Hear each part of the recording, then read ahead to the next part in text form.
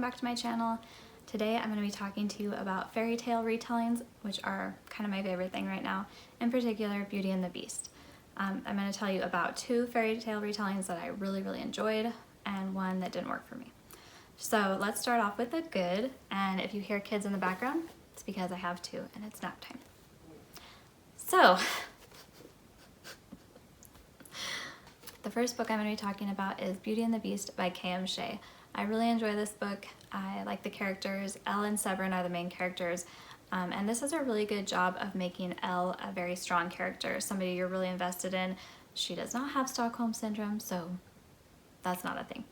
And I really enjoyed it. I think this is perfect for a lighthearted read. This is actually the first book in the Timeless Fairy Tales series, and all those books are really good. Shea is one of my favorite authors. I feel like she's not very well known, but I've loved all the books of hers that I've read, and I highly recommend this one. This is going to be a quick read. It's got a happily ever after, and I just really enjoyed it.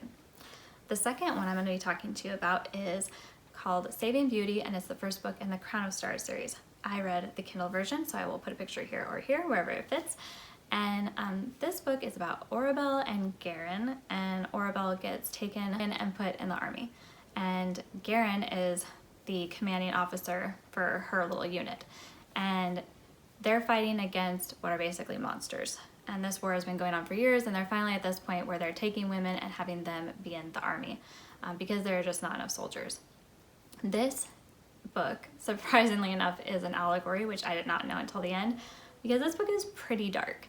I was really surprised at the amount of violence, death.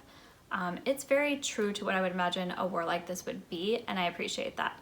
I really like that, and I like the realism of it. She goes through it, and I like that about the book, and I thought that the characters were really great, and you know, I thought that the story was a great setup for the other books in this series, which are also really good.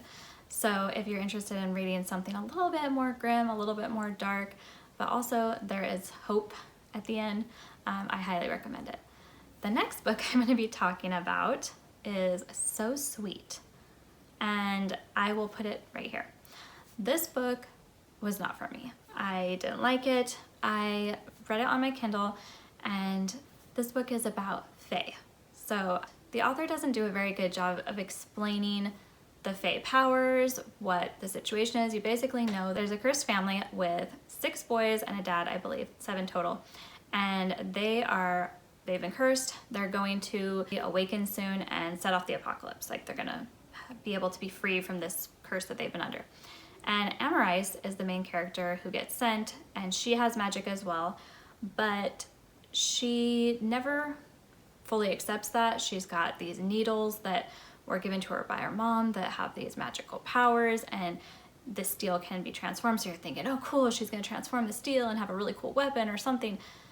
That never pays off, and this book ends with a really huge cliffhanger that basically leaves you wondering what just happened. Like, what was all that? So this was just not for me. The main reason being that Amarice goes and is immediately confronted by one of the Fae princes that was cursed. And we know that one of them is supposedly good and the rest are bad. So we don't know in the beginning if she's with the bad or the good one. And we find out he's one of the bad guys, and he's been tricking her and basically drugging her to where she has no free will anymore. So she meets up with the good guy, who is actually a beast, and he tells her, you need to go back to the bad brother and you need to stay with him. And he knows she's being drugged, and she is basically going back to a really unsafe situation. So that's a thing. And then when she gets back there, she is once again drugged. She ends up having a sexual encounter with him, and that was really gross to me. I was really not okay with that, especially since the hero is the one who sent her back to this guy. And maybe you could say he didn't know, but he knew he was sending her to something really bad, and he's just kind of not owning up to the fact that he should have done something and didn't. So she gets pregnant, which was another weird thing. And I believe it's setting up this whole thing for her kid to have to do something in the next book. So yeah, this book didn't work for me. I try to read clean books anyway, and this book gave no indication that it was going to have this really weird scene thrown in there, but apparently she had to have a kid from the bad guy because reasons. And I am not interested enough to read the second book to figure out what those reasons are. So that's pretty much the end of the video. Please like and subscribe and let me know what fairy tale retellings you really like, what you recommend, and what you're reading right now.